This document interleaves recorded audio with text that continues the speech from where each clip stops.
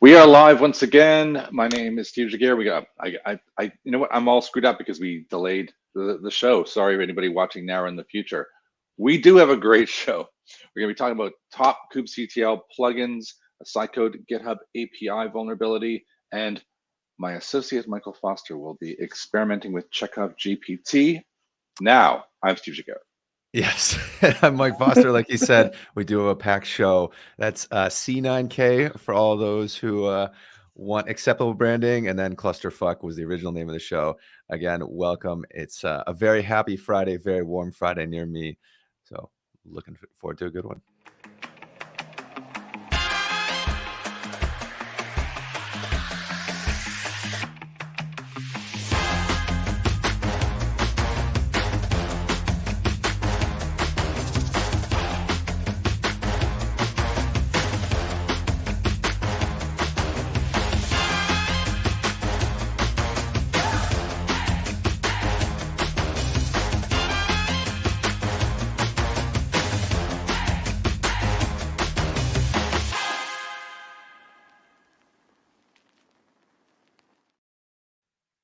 Well, is my state of mind evident or not? It's Hey, welcome to the show. Speaking of Clusterfuck, that intro. Yeah. That's it. Oh goodness, how's it going? It's going well. Yeah, if you like what you're seeing, we have at Clusterfuck on YouTube and on Twitter. Trying to keep it consistent, so even though the show name is C9K, you know where to find us.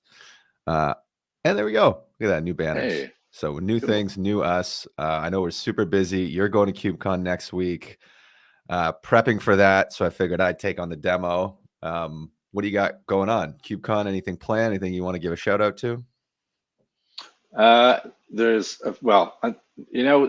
parties are getting harder to get into. So you can go to conferenceparties.com, and if you don't already know, then it's like an unofficial amalgamation of all the things you can do in the evening, and sign up, because now that we're back to live, you can almost sometimes backdoor your way into the evening activities or get in there super early. Like Palo Alto, we have one, and we didn't even publish the link anywhere, and it's like oversubscribed. I don't even know how. So how happens when you throw good parties? Yep. So I'll be there doing that. I'll be doing little booth talks. So if you want to find me, yeah, I'm easy. I'm easy. There's my Twitter. Send me a DM, and we can hang in Amsterdam. Or if you're in RSA, or if you're in B-Sides in San Francisco, I will also be there the week after. That's right. And I'm forcing Steve to do a post-KubeCon show. I'll be running most of it, and he'll be joining remotely. That'll be in 2 weeks, same time on Friday. So stay tuned for that. Should we get into it? Yeah, all right. Let's do it.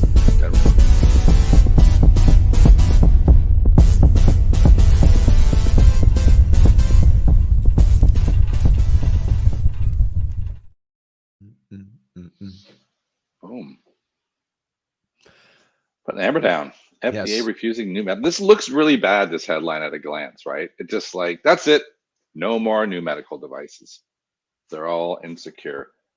But it's not quite as bad as that. It's more like, I guess this is connected to the mandate, right? You've got to have supply chain traceability, SBOM, all of the basic things. If you're not doing the basics, I'm afraid you don't get to sell your medical device, which is... Yeah, and this is if you are connected to the internet, or you're deemed something that's like a handheld medical device that is not an IoT device, that's not going to get shut down. But what it does, stethoscopes are gone. Yeah, it just gives the FDA a new way to shut down specific devices. It's another hurdle that they have to go through. If you're installing software onto your medical device, you have to know what software is being installed. You have to have a process for updates, et cetera, et cetera. This is kind of the standard with any IoT device. So I feel like this makes sense, although, just another hurdle for medical devices to get through.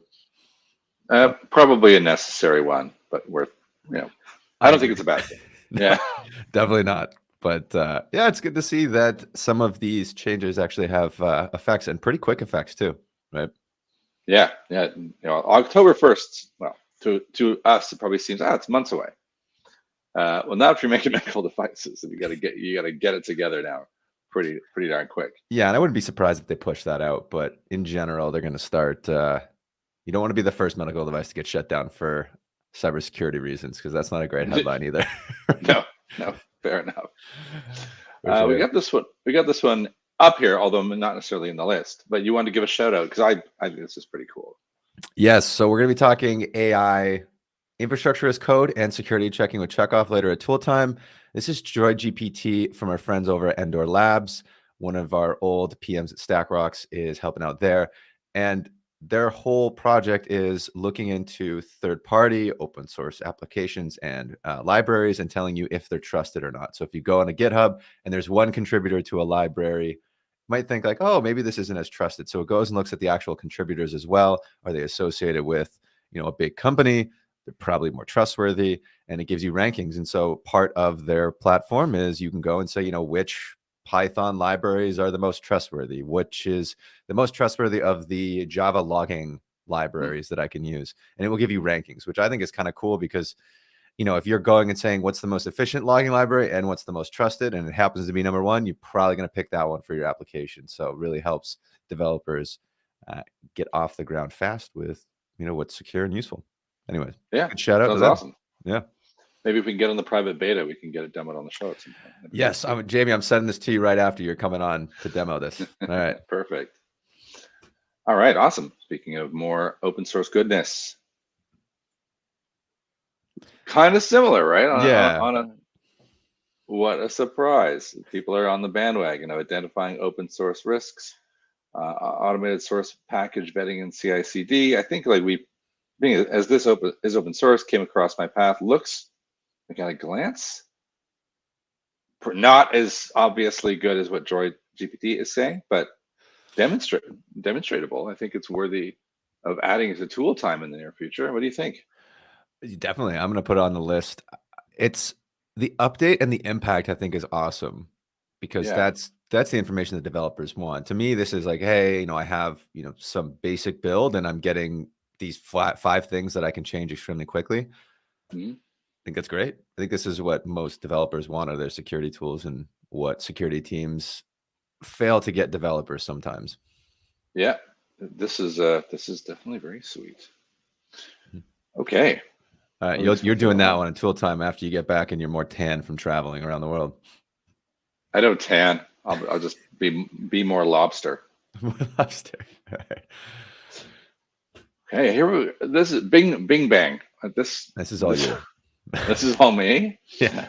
AD misconfiguration. This is from the researchers at Wiz. As much as I hate to say it, because I think they sort of compete with both of us, but they do good work in terms of Azure Active Directory exposed misconfigurations. There was a vulnerability like this recently that reminded me of.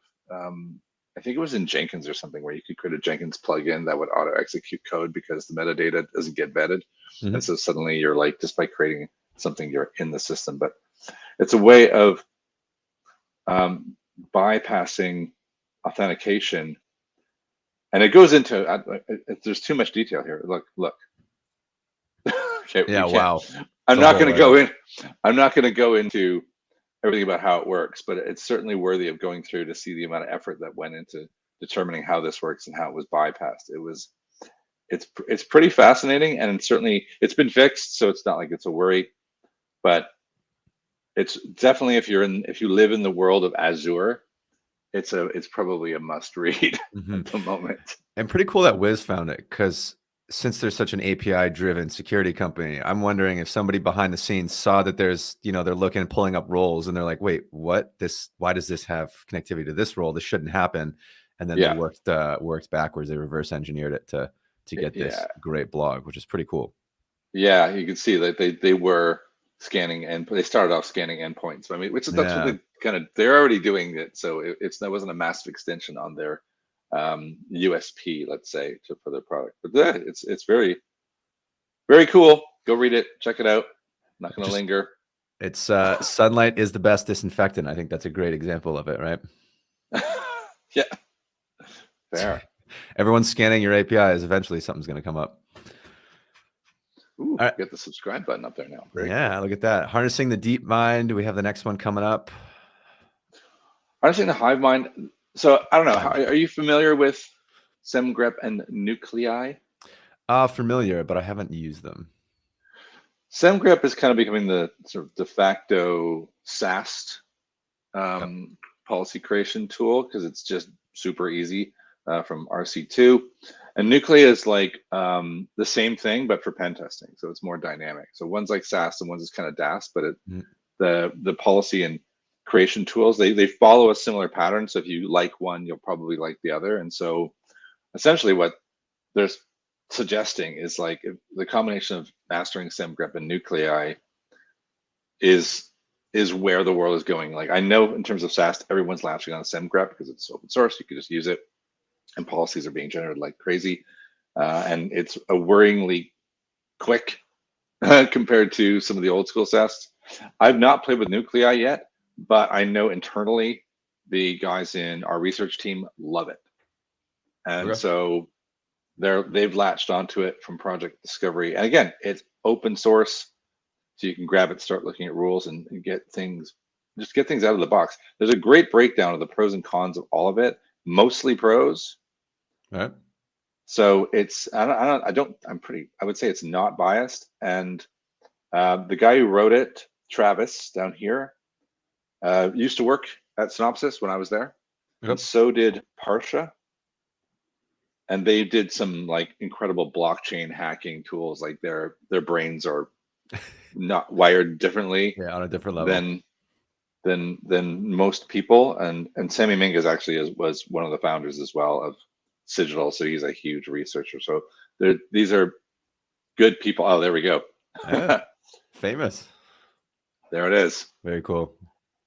So go check that article out because it's a great breakdown on those two open source tools for security. Yeah, I'm gonna have to test them out on a couple of use cases. Maybe that's a good tool time in the future as well. If anybody's watching and they have any suggestions, feel free to drop us a chat. Always looking for new tools, especially open source ones. The easier to access, the better. Cool. And then speaking of open source tools and things you got to use, we have top 15 Kubectl plugins for security engineers. So I have 0 of these installed. I was like, I'm like, do we just drop this article? Because I apparently suck at plugins, but I was pretty pleased, like reading through some of them. I'm like, all right, so I don't have them installed yet, but even like the very first one that organizes looking at logs, I instantly went, ooh, no, don't install now, install afterwards. Don't mess with your laptop right before the show. But it's a good list. The RBAC tool has some cool stuff that I need. It also eliminates, Aqua had a tool called Kubectl who can, like it was a it did one thing, but that's built into this. So it kind of eliminates the need for a few other open source tools I know of. Cilium is pretty obvious. Did you look through, like, did any of them grab you and go, oh my God, I need that? Yeah, I mean, I thought Kubelogin was cool, being able to hook it up to an OpenID Connect. The Cilium one was interesting. The Cert Manager one was interesting as well. Whisper Secret, that was I saw that one, but I didn't really understand. So you can create a secret, and then I just skimmed over that one. I wasn't quite sure what the use case was for it, but the capture one was cool. Sysdig inspect is basically what it's doing. Well, this is a Sysdig article, so it was a way of sneaking your own thing in. Yeah. Security engineer, I think some of them, I'm surprised they went with 15 and not like top 9 or top 13. Come on, you got to get your a very even number. I don't like it. Don't trust it. I trust it now. Searchability up right there. But yeah, MP Viewer I think was interesting. I don't know. I think it's a good list.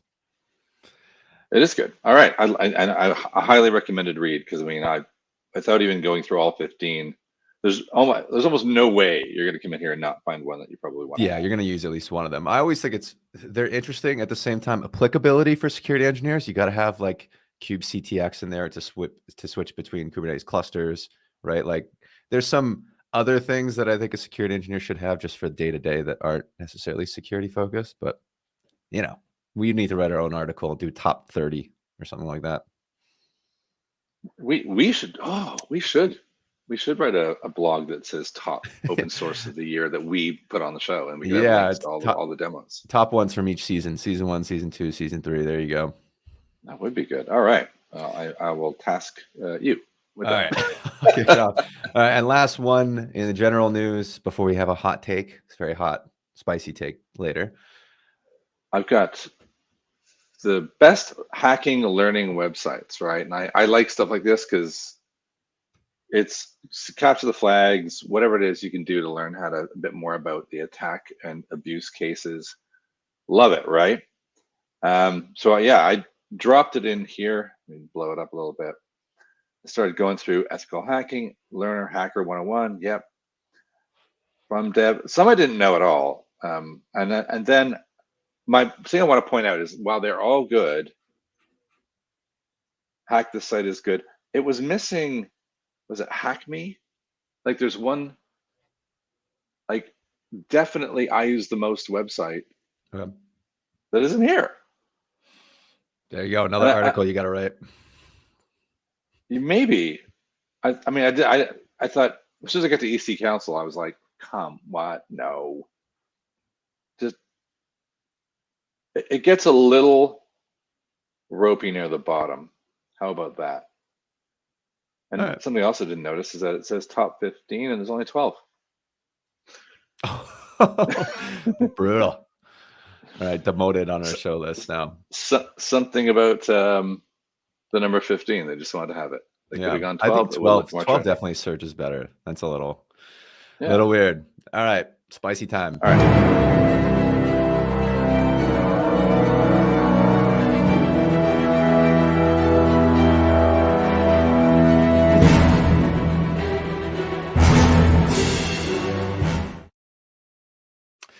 Yes, our hot take.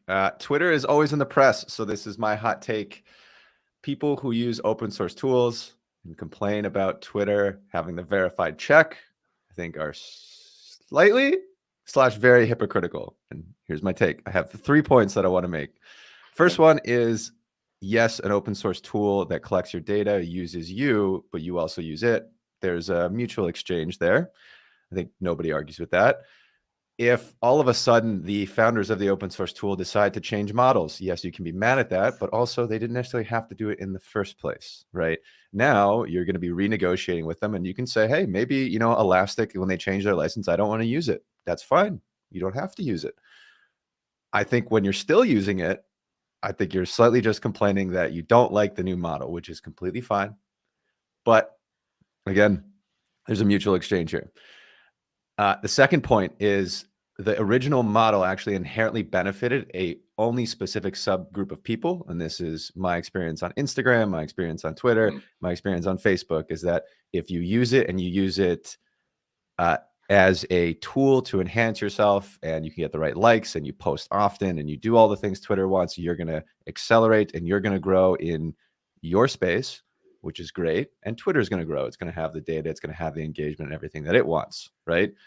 So why not just keep that up? You like the tool, you're using the tool, you're getting advantages from the tool. To me, if I have a tech tool that I like, that is enabling me to do my job and live my life better, I'm willing to pay $5, $10, $15, $20 a month, no problem. The third thing is Twitter open sourced all of its algorithm for you to use. So yeah, they changed it, but they also let you know exactly how to take advantage of it in the future. So if you're a journo, if you're somebody who uses Twitter and knows how to use it, now you know exactly how to game the system to make yourself even better on the platform.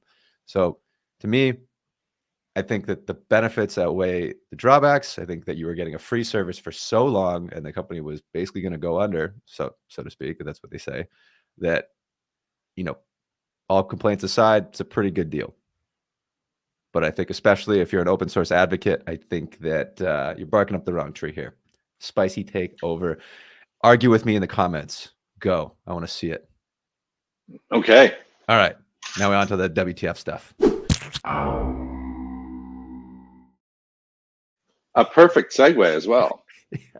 Yeah, it is a perfect segue. And this is partially why I saw this stuff come out and it kind of bothered me was, yeah, Twitter open source their for you algorithm. So you know exactly how to take advantage of it. Here's the article, but I'll give you the short synopsis. Likes, retweets help. If you get ignored or reported, you get dropped down. You get annoying pop-ups in your feeds, apparently. Yeah. But yeah, so it's open source. So if you want to learn how to take advantage of Twitter and the algo, it's all there. When they make changes, you're going to see it. I just thought it was a kind of WTF section, because you don't normally see this happen where Facebook is going to come out and say, yeah, this is what we did. Also, in terms of the WTF craziness, there was things that they could basically drop your tweet from, with like subtle comments, or like certain things would happen. All of a sudden your tweet would disappear. So that was all public, and it actually showed the GitHub history of like when specific things got introduced, which I thought was really cool.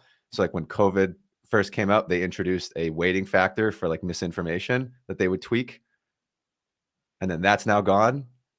So little things where you actually see that there's a general algorithm which you follow, and then depending on when specific, let's say, initiatives were in the company, they would get like different weightings. So it's kind of cool to go back in the code and look at when these weightings were introduced and how they were scored.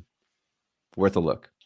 Yeah, that's cool. We should actually put a link to the hard. Yeah, I'll find the GitHub repo, but yeah, it's all public.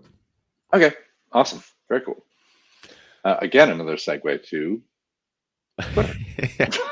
yeah. Elon's marketing is doing a great job. And I like that it's concealing. This was just subscribing to hacking articles, and that made me laugh. Company firewall, anti-ID education, security staff, ransomware that Dave in finance thought was a free downloadable $1,000 Costco card. Yep. Yeah, that's pretty much how cybersecurity works in large organizations. Yeah, we had a couple of questionnaires go out, and people say, hey, any big Kubernetes hacks recently? And it's like, nope, mostly it's just people clicking on malicious things. Like, yeah, I think our software is doing its job. Just need to send more phishing attempts out. Oh God, yeah. Do you guys do that? Yeah, we get them every couple of weeks. It's crazy. All right, final WTF. Yep, final one. Uber suffers another data after law firm servers attacked. So is this Uber or is it their law firm? It's a law firm. Either way, it's their data, right? Yeah. And a lot of data, but it was like, it's supply chain attack technically, right? Yep. Mid-sized law firm in New Jersey, written to the affected Uber drivers that the confidential information belonging to them, Social Security tax identification numbers, have been stolen. So it's affecting. I saw drivers, but is it just drivers? I think it is, isn't it? So I'm sure that it might have been, if it's the legal office, then probably every time a driver signs up and they have to sign their papers and verify their insurance or something like that, like those are like the DocuSign documents that get sent to the lawyers for storage. So I'm probably that got hacked. So does that basically complete, the trifecta? Like a few years back, basically anyone who took like any Uber people, and then in December, all the employees' information was breached, and now the drivers. So that's it. Everyone is officially. Yeah. Is Uber open source now? It might as well be. Jeez. All right. Yeah. So okay. Yeah, that's short great. WTF section today. Short, yeah. Now we're gonna go spend some money.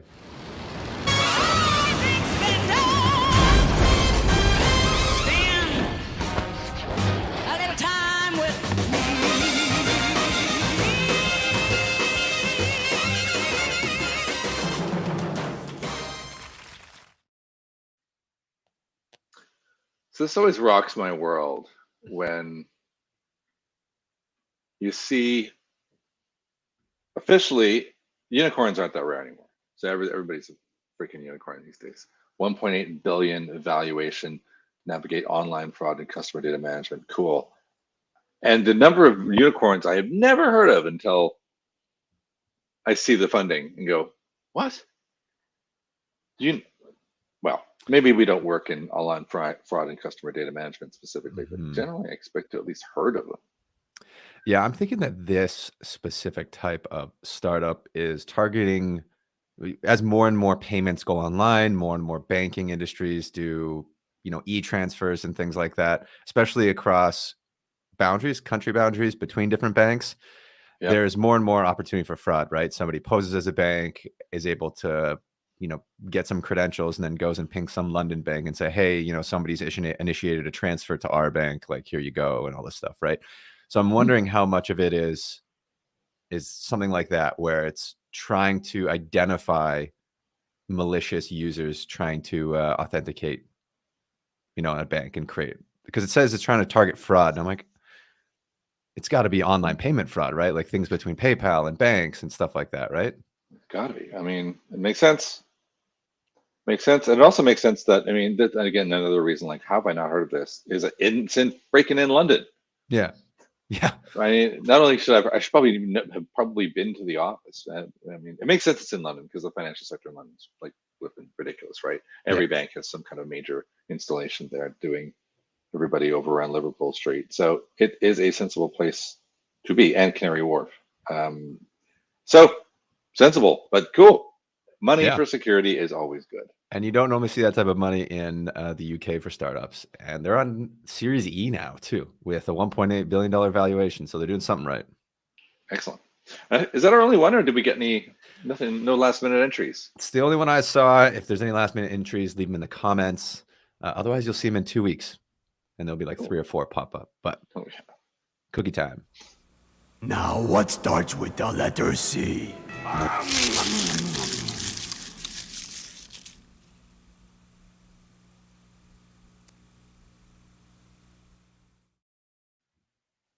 All right. Well, this first one's my fault. Okay. It's in here. You're like, why is this in the CVE section? FBI seizes Genesis Market, notorious hacker marketplace for stolen logins. Okay. This is good news, but it got bumped down to CVE because it was called Operation Cookie Monster. So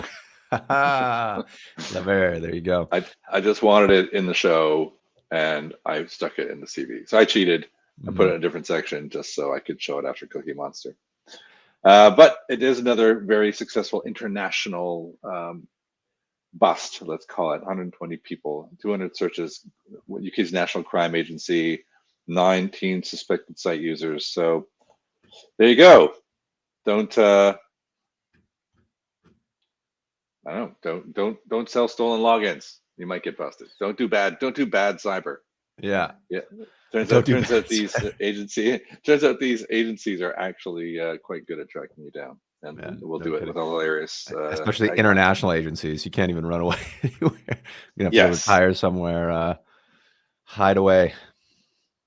What is that? Just while it's up here, they've got all these, sexy Europol, Eurojust, all these agencies, and then just Canadian flag. Hi, we're helping too. I'm wondering if the 2 crests to the left of the Canadian flag are the Canadian agencies. Or CSIS? I don't know. Because it looks like a fleur-de-lis there. Yeah, it's a Quebec police tag. Okay, wow. There you go. That's how you know. Maybe it's a little. Yeah, we just wanted to plaster our flag everywhere. We're slowly taking over. Watch out. Okay, look out for Canada. And then, of course, a real vulnerability. A real vulnerability. Yeah. Well, this is gaining. So this is. I think this kind of like bypassed this somehow, because it's January. Yeah. Completely missed it. It snuck in at the very end of 2022. Hence, it has the 2022 CVE number. But it was kind of a big deal, and I don't know why we didn't report it back in how it's our fail, right? But I didn't want to let it go amiss.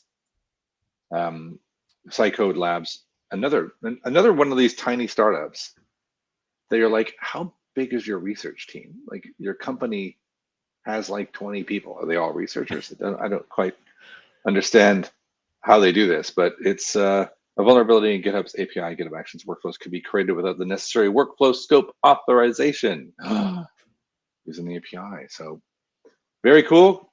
I think it's fascinating how another one of these we can ponder about how they found it, right?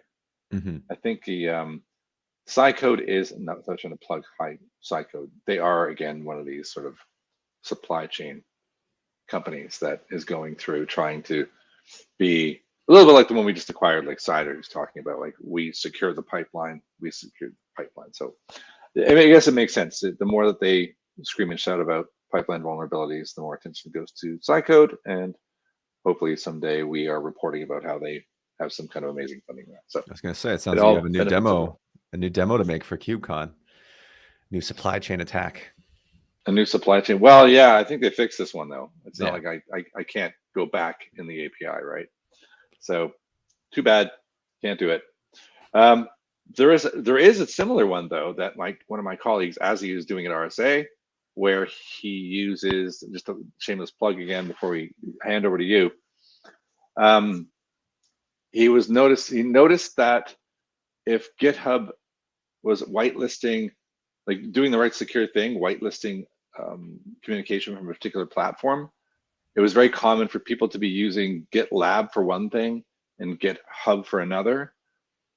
And if you used GitLab as a service, you could then access things you weren't supposed to access on GitHub by running programs via the GitLab workflow. So something really bizarre, because GitLab, because both are basically remote code execution machines, right?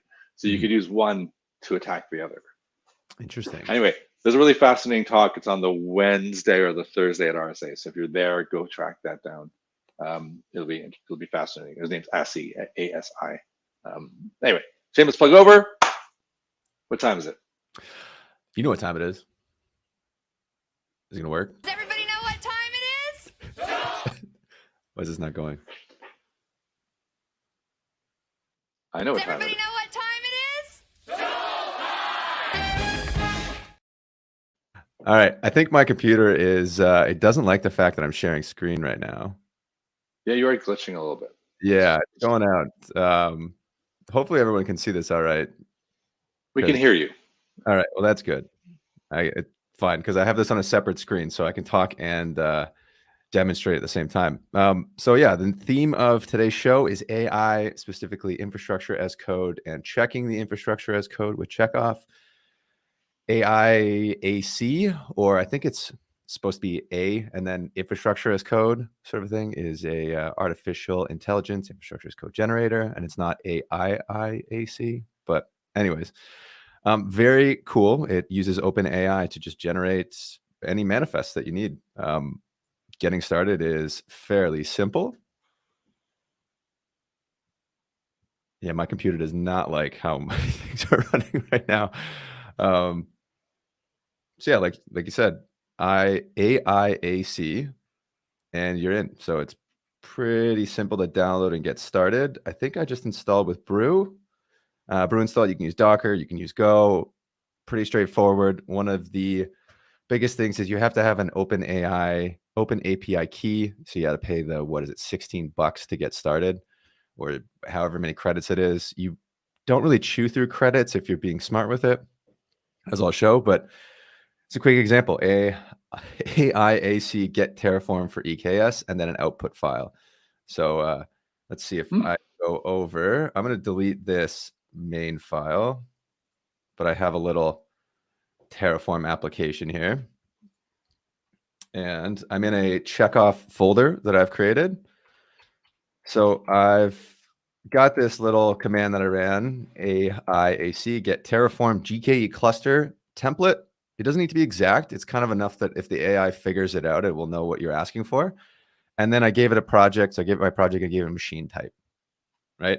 Now I've put my open API key in as an environment variable in my ZSH.rc or ZSHRC file. So I don't have to pass it like the API key, also so that you guys don't have to go and pause on the video and copy it. I don't have to change it right after this video.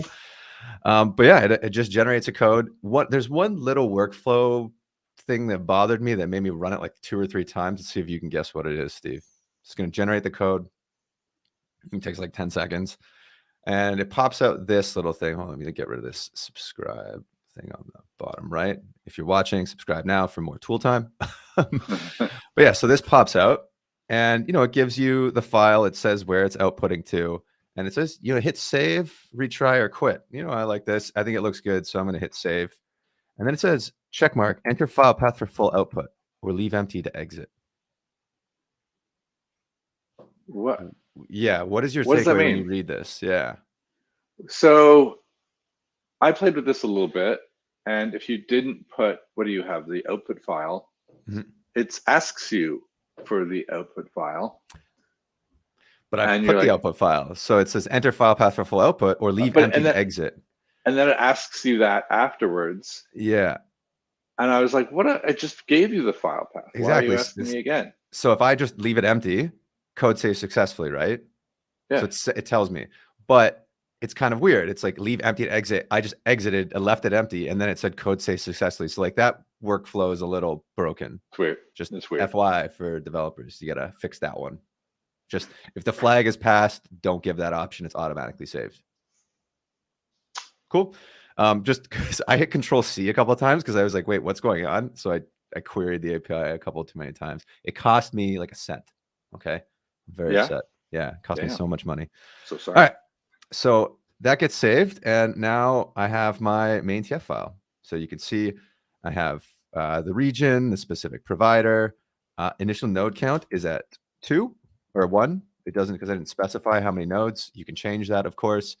Username and password. So it wouldn't work right now. If I try to set it up, I'd have to put the username and password in order for it to work. And I'm not doing that for the demo. So, but it's really cool because I have the, where is it? If I do a Command Shift P, and I do a checkoff scan, it should pop up. Am I doing this right? Steve?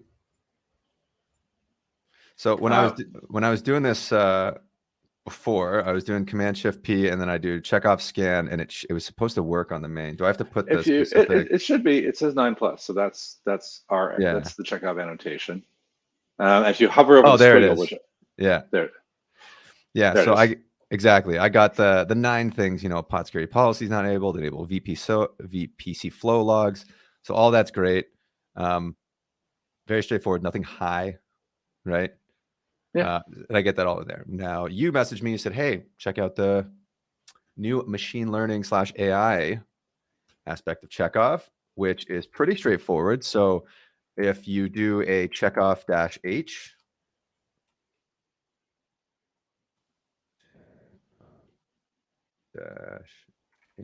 I'm not spelling it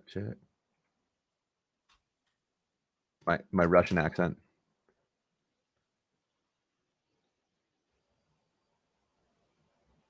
It should be faster than this, but you can see there's an open AI-API-key.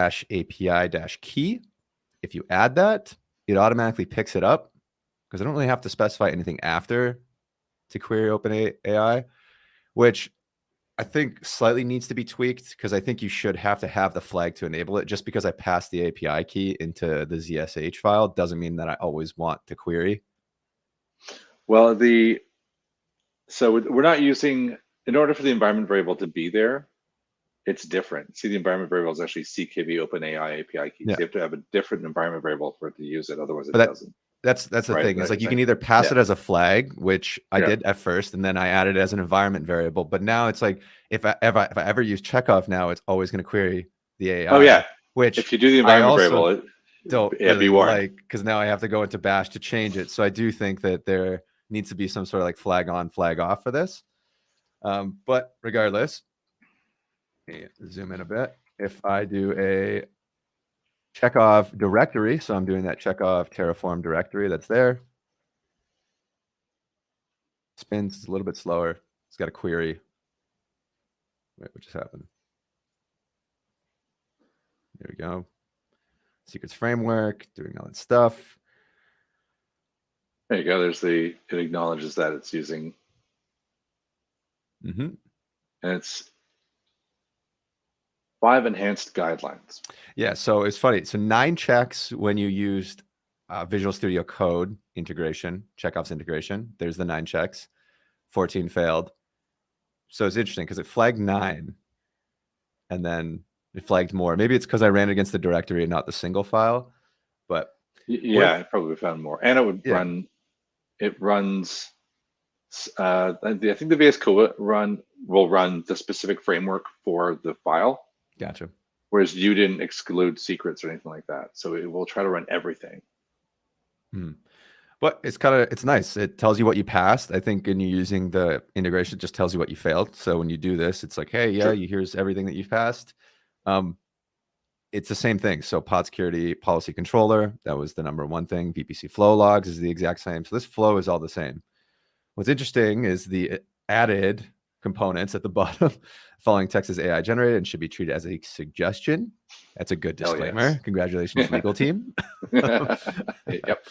The code provided, where to go? The code creates a GKE cluster without enabling a network policy. Network policies Kubernetes feature allow you to control the traffic flow. So yes, there is no network policy enabled, and it tells you exactly why it should be enabled, what it does. Kind of cool, right? I think it's just interesting as a checklist. Output this to a file and say, hey, you need to go, you send it to your operations team. Hey, these are the 3 things that you need to go. And then I'm going to run a check on it tomorrow and make sure that you have network policy enabled. If yes, then cool. And it's all as code too, right? But in general, I mean, Checkov had it pretty on the ball with suggestions. This is just adding a little more color to the failures. Now it's like really telling me how I failed. So I appreciate that. Thanks, Dad. Yeah. Wow. Just kidding. I love my dad. He's great. But yeah, no, I think it's cool. It worked pretty smoothly. I'd say I did have one issue with Checkov, and this is gonna see if I can find the correct tab here, and it loads. Is if I say get started with Checkov and I go to installing Checkov, why is the brew command so hidden? Oh, it's way down. Yeah, it's like install in Python, install. So I'm thinking like Python's the way to go. So I'm using pip3. Then I realized I broke my Python stuff with brew. So then I'm going through and changing the file paths. And I'm like, you know what? I should probably read this first, right? And then I start scrolling down. I'm like, oh yeah, reading, it works. So yeah, lesson learned.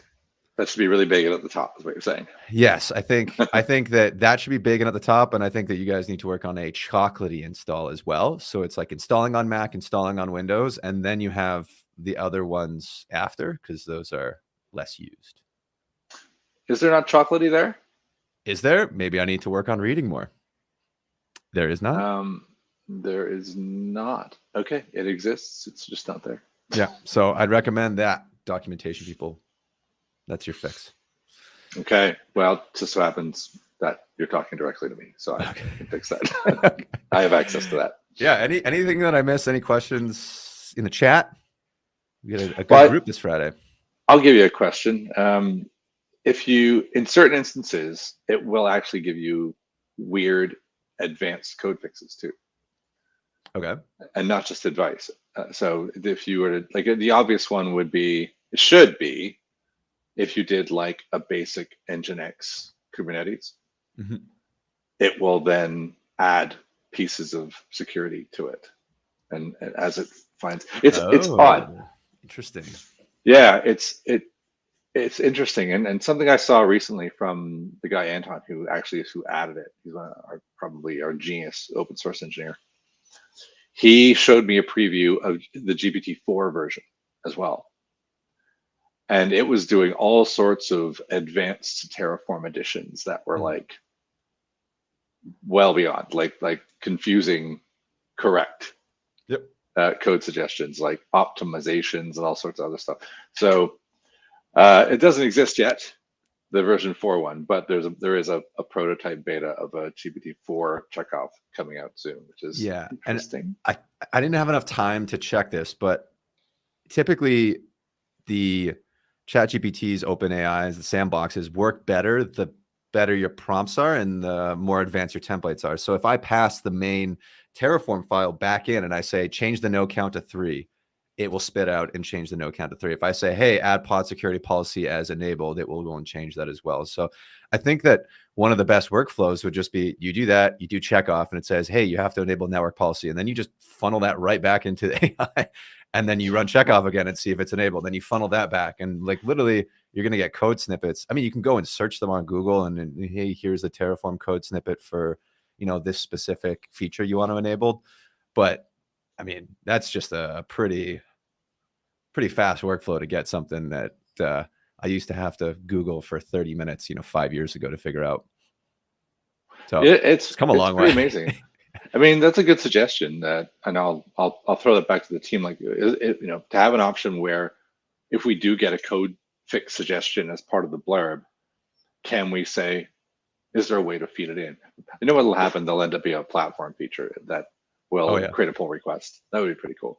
Yeah, pull request is one thing, even if it's just like recommends the flag, right? If you have the GKE API and it just recommends the flag to say, node count needs to equal 3, and then you just funnel that request back to AIAC, just with that flag against the folder. Hold on, what happened I just glitched. Yeah, you're coming through clean on the video feed. So yeah, Steve's still here.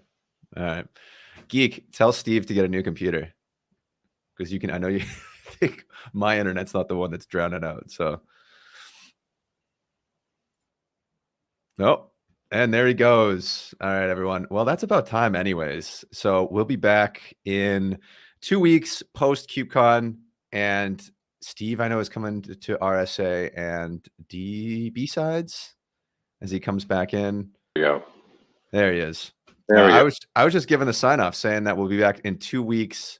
You're going to KubeCon, RSA, B-sides, and then you'll be doing the show in 2 weeks out in somewhere exotic. I don't know where, but somewhere exotic. In Barcelona, I'll be there. And one thing I was going to add before we signed off, I just watched you do the AIAC. Can you do one more test for me? Okay. If you can do it live. What's that? I want to see if it does what I think it's going to do. Okay. Do you want to give me a little context while I go and pull it up? I want you to ask it. So I looked at the way all the examples were generate Terraform for EKS, generate this for this, Pulumi, and I'm like, is AIAC just a CLI for generic ChatGPT? So put get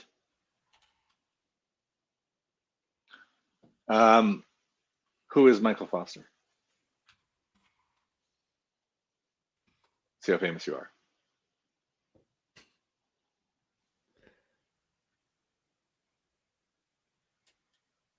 Sample code. So it's limited to code snippets.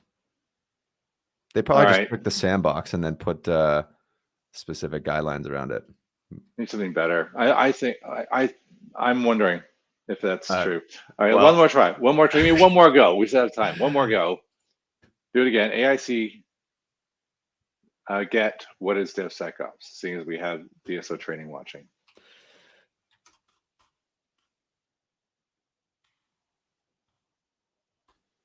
I don't think you're going to get much here. Come on. Well, now we know what Steve's going to do the rest of the day. He gets to use me as a guinea pig. Internet goes crazy as a drop, and then he comes back. Oh, look at that. There we go. Yeah. Success. All right. So maybe it does have some filtering, but not completely. No, not enough. I did think it was interesting. So I asked it to create a Terraform project folder, and it didn't create the 5 folders. It created what it should be in the file. So there's like weird things, and I just didn't play with it enough to try to figure out how to get the proper output. But, if you're supposed to have a main, you're supposed to have variables, output, all that stuff in your Terraform folder. And it outputted like the 7 files that a typical project should have. It just didn't do it in the folder, didn't create all those. So I'm, it's not bad. And then I had to go and create them by myself. But if you're looking to get started, it's pretty good at recommending best practice too. Like, hey, what's best practice? Ansible for something like this, I think would be like AIC gets Ansible, or let's say rel 9.0 template. Yeah, that'll work. Should. But yeah, I think it's also just to get started and to learn things. Like, I don't know what an Ansible template looks like for RHEL. Okay, type it in. Boom, there it is. Like, yeah, you can go on Google, but you don't get as many repetitions. Yeah, look at that. Ooh, that's And awesome. Yeah. configure firewall, install required packages. And this is the great thing. It's a template. So it's just saying here, this is what you need. This is what you're going to need, right? Yeah, it's crazy. This is great. Configure users, username, wheel, password. Awesome. Sweet. Yeah. Excellent. Okay. Just don't drop off and come back and start making me do more stuff, Steve. No, yeah, we can end the show. We can end it now.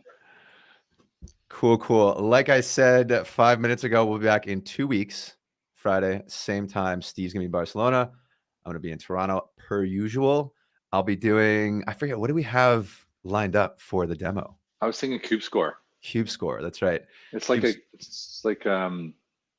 want to call it almost like benchmarking tool for Kubernetes. A little bit like the Aqua one, the KubeBench, but apparently it's better, I'm told.